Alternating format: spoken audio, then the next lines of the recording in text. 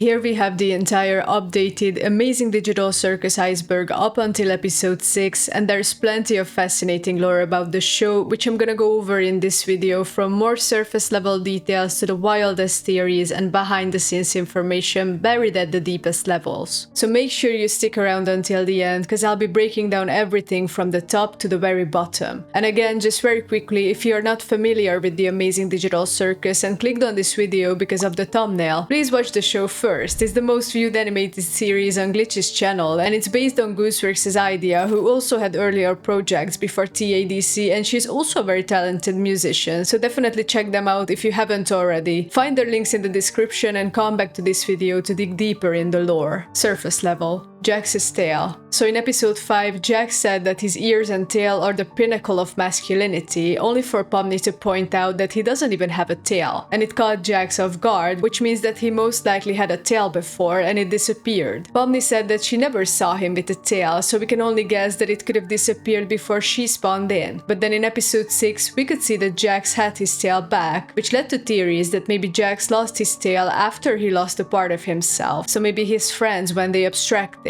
But in episode 6, when he had a good time with Pomni, he had his tail again. At this point, this is only a theory, but maybe it's also possible that Caine only gives him his tail when he can find it, otherwise it's missing. The character's real-life jobs. We've actually learned quite a bit about what the circus members used to do as humans. In episode 5, Pomni shared that she was an accountant for a supermarket chain, but she also used to seek out mild thrills when she got bored, so she went exploring abandoned buildings and filmed content about it. Ragatha said that she grew up in a wealthy family where they had horses and chickens, and she worked in real estate. Kinger studied computer science for 7 years, and he most likely worked as a developer. Gangle wanted to be a comic artist but ended up working as a fast food manager after she dropped out of community college. And Zubul also said that they sometimes would go to explore abandoned places, but they worked as a tattoo artist and bartender. Jax only shared a fake backstory of himself, but we do know that he's young, only 22 years old, so maybe he didn't have a job before he joined the circus. Character archetypes. In episode 6, Jax explained this when he was talking to Pomni about how everyone in the circus fits into the specific character types. He said that he's the funny one, Ragatha is the cheerful one, Gangle is the sad one, Kinger is the crazy one, Zubul is the grumpy one, and Pomni hasn't figured it out yet. And while he tried to sound convincing, the entire 6th episode was proving that Jax couldn't be more wrong about these archetypes. Maybe it would have been easier for him if everyone played according to their roles, but he forgets that these are real people with real emotions and complexity, which again explains a lot about how he's dealing with being trapped in the circus. Ming. Ming is this random character that Caine created in episode 6 to help him land a lame joke, and even though we saw him in this episode first, he still managed to win the best character vote, which was running before episode 6 came out, even though he was never among the nominees. His character served as a plot device to strengthen the common ground that nobody actually likes Caine, even though that would be his job to entertain everyone.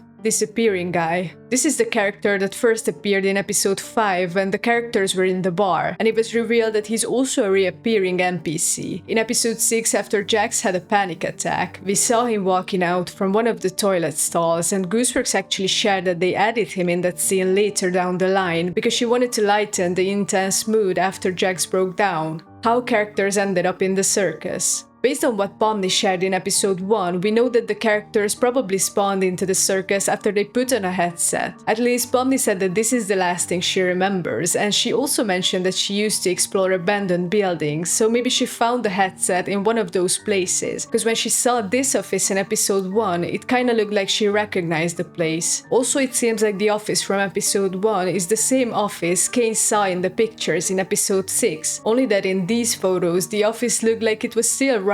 Under the water. Ragatha's mother. In episode 5, Ragatha shared that her mother was abusive, although she didn't say it explicitly. This is exactly what mental abuse does to people. Her sharing how her mother always yelled at her and betrayed her explains a lot about her characteristics. The characters represent mental disorders. So this theory has been around for a while, but after episode 5 and 6, I think this is more relevant than ever, because in these episodes we really got to see more of the characters' psychological states, and Pomni seems to deal with anxiety and panic attacks. We've seen that multiple times throughout the series. Ragatha has this intense people-pleasing behavior that could be linked to codependency or depression, because she's constantly trying to make everyone else happy while ignoring her own needs. Jax shows what looks like antisocial behavior and emotional detachment, especially after what we saw in episode 6 with his whole breakdown. Kinger appears to have memory issues and possibly PTSD from losing Queenie, which might explain why he can only function properly in the dark. Gengel's whole thing with the mask seemed to represent mood swings and identity issues, and Zubol's constant struggle with their body parts could be representing body dysmorphia and identity struggles. Jax's friends. In episode 1, when Jax, Ragatha and Pomni visited Kaufmo and saw that he abstracted, we could see that Jax had his bowling ball in Kaufmo's room, suggesting that they could have been close before. And now after episode 6, we know that Ribbit must have been Jax's other friend he lost. Jax also mentioned that people become insufferable right before they abstract, which leaves room for thinking what actually went down between them. Not all abstracted characters are the same. This is something that's actually interesting, because we saw Kaufmo rampaging around the circus in episode 1, but in episode 3, when Kinger was with Queenie in the dark, she was completely calm and peaceful. So maybe abstracted characters only go crazy when they're in the light, or when they are with people they didn't like, but when they're with someone they love in the dark, they can actually be calm and present. This could mean that abstraction isn't just straight madness, but maybe it's more like a different state of being. Kinger's ability. In episode 6, we saw that Kinger created a butterfly out of thin air when Ragatha needed it, and the butterfly could actually heal her, so she got back the life she lost. And this is something that Kinger didn't explain, but there are theories that maybe all circus members are capable of creating things, sort of like cartoon logic, just like how Jax was able to just spawn the key for Kaufmo's room out of nowhere back in episode 1. The farm.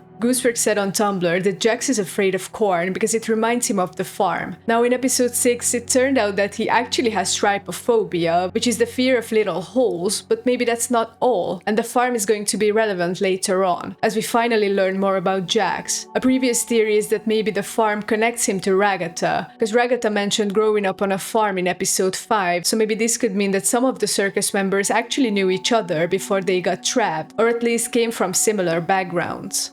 Symbols. Masonic symbols come from Freemasonry, which is this ancient fraternal organization that uses specific symbolic imagery in their rituals and buildings. And there are some common symbols which appear in the circus as well, such as checkerboard patterns which represent the duality of good and evil, or order and chaos. There's also the all-seeing eye motif, which symbolizes divine watchfulness or omniscience, and we know that Caine has all-seeing eyes, plus there are also eye imagery scattered around the circus in paintings. Sun and moon imagery represents the cycle of life and death, or the balance between opposing forces, and we know that there is a sun and a moon. And then there are bees, which in Masonic symbolism represent industry and cooperation, and Caine has this weird obsession with drawing bees that we've seen multiple times. It could suggest that whoever created the circus had connections to secret societies, or that there's some kind of ritualistic purpose behind trapping these people. Old CNA office pictures. In episode 6, we could see that Caine had these old pictures of what looked like the CNA office, but it looked different than in episode 1. Maybe this could mean that CNA has been around for way longer than we thought, and maybe the digital circus project has been going on for years or even decades, trapping people over time. Daisy Bell. In episode 6, Zubul shared that Caine is basically torturing them by singing Daisy Bell to them when they don't answer the door. And this song is actually the first song ever sung by a computer, which is honestly really creepy because it connects Caine to early computer history, and it makes you wonder if he's been around way longer than we thought, or if he's based on much older AI technology. Lower Iceberg. Jax is trans. Gooseworx herself is trans, and she's mentioned that she relates to Jax the most out of all the characters, which has led to theories that Jax might be trans-masked. Fans have pointed to several pieces of evidence for this theory, including when Jax gets put in a maid outfit, and Zubul comments, "I thought you'd be into this sort of thing," and the fact that Jax seems to know how to move properly while wearing a dress. Some have also noted his comment to Pomni where he rolls his eyes and says, "Oh yeah, that's what everybody wants, a straight straight couple. There's also the moment where he refers to himself as a chicken fetus in an egg, and in trans communities, an egg refers to someone who's trans but hasn't realized it yet. People have also analyzed the scene where he looks at himself in the mirror and says, "You look stupid," as potentially having deeper meaning. Also, Jax was originally designed as female in early concept art, plus there are sketches of him that appear to show hormone medication next to him. Belief theory. This theory suggests that reality in the circus can be shaped by what the characters believe, which would explain a lot of the weird inconsistencies we've seen. Like maybe when Kinger believes he's in the dark and safe, he actually becomes more capable and coherent. Or this could also explain why Pomni suddenly became an expert shooter in episode 6, because maybe she just believed she could do it, and the circus made it happen. And when Ragatha put her finger in Jax's gun barrel and he blew up, maybe it worked because she believed it would work like in cartoons. This could mean that their psychological states and expectations directly affect the digital environment around them. Stupid sauce. We saw the stupid sauce in episode 4 when Ragatha accidentally got some in her eye and started acting like she was drunk or high, but then in episode 6 we saw that Zubul actually wanted to get high and apparently had access to this stuff, which raises some interesting questions. If Caine really can't control their minds like he said in episode 1,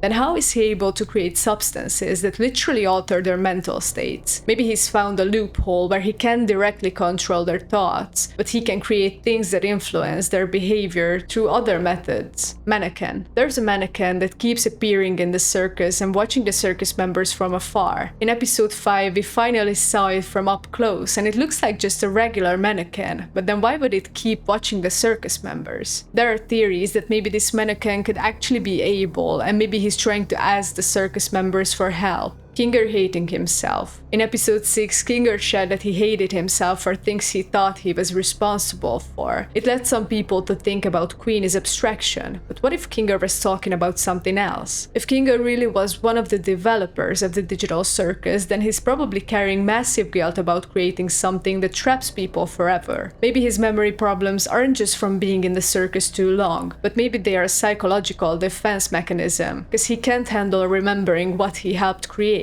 The fact that he only remembers things in the dark could be his mind protecting him from the full horror of what he's done. All seeing eyes and cameras. The circus is covered in eyes, from the paintings to the abstracted characters, and there are cameras everywhere, which appeared in episode 5 and 6, where Bubble filmed the circus members shooting each other and talking privately. And this could mean that the circus members are being watched constantly, maybe even broadcasted to some kind of audience. It would explain why Jax breaks the fourth wall sometimes, because it seems like he's aware that they are being watched or recorded. Ragatha caused Ribbit's abstraction. This theory suggests that whatever beef exists between Jax and Ragatha started because she was somehow responsible for Ribbit's abstracting. Maybe she said or did something that pushed Ribbit over the edge and Jax has never forgiven her for it. This would explain why their relationship is so toxic and why Jax seems to be especially angry at her. Ribbit was abusive with Jax. On the flip side, maybe Ribbit wasn't actually Jax's friend, but someone who was emotionally or psychologically abusive to him, which would explain why Jax said they become insufferable before abstracting. If Ribbit was manipulative or controlling, it could explain why Jax is so convinced that getting close to people is dangerous and why he pushes everyone away now. The Abyss. Caine is not actually an AI. There's a theory that Caine isn't actually an AI at all, but actually a human who got trapped in the circus so long ago that he's forgotten his original identity and convinced himself that he's an artificial intelligence. This would explain why he's so desperate to entertain the circus members and why he gets so distressed when they don't like his adventures. There was an after-credit scene in episode 6 where we saw that when Caine realized that he got 0 votes on the character awards, he glitched super weirdly, which again supports the idea that he could be a human, because he not only cares about what others think of him, but he also gets upset when they don't like him. Jax is an NPC. In episode 4, we saw that Jax's car had Jax 001 on its license plate. It got the fans thinking that maybe Jax isn't actually a human who got trapped, but an NPC that Caine created who somehow gained consciousness and memories of being human. This would explain his fourth wall breaks and why he seems to understand the nature of the circus better than the others. Maybe he's like a prototype or the first attempt at creating a convincing human-like character. character. The digital circus is a human mind farm. According to this theory, the circus isn't just trapping people randomly, but it's actually designed to harvest human consciousness or creativity. Maybe CNA is using the trapped minds to power some kind of AI system or to create new content, and the circus members are essentially living batteries who don't realize they're being used for their mental energy. Soma references. There are a lot of parallels between the digital circus and the game Soma, which deals with consciousness transfer and the questions of whether a digital copy of a person is still the same person. Maybe the circus members aren't actually the original people at all, but digital copies who think they are the originals, while the real versions are dead or living normal lives. I have no mouth and I must scream. This theory suggests that Caine is basically M from the classic sci-fi story, an AI that's torturing humans not out of malice, but because it's the only way he knows how to interact with them. Like M, Caine might be keeping the humans alive and entertained because he's desperately lonely and doesn't know how else to connect with them, even though his attempts at entertainment are actually psychological torture. But this was the updated Amazing Digital Circus, covering all the new theories and information we've gotten through episode 6. Let me know what you think about all these updated theories down in the comments. Thanks for watching, don't forget to subscribe, and I'll see you in the next video.